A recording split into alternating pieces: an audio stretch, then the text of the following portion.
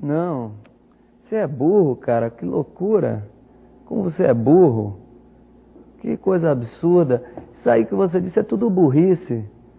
Burrice. Eu não consigo gravar muito bem o que você falou, porque você fala de uma maneira burra. Entendeu? Entendeu? Você é um ignorante. Você é um sujeito que contribui para que as pessoas se enganem comprando a revista Veja, pensando que estão lendo uma coisa boa. Isso é um negócio absurdo, entendeu?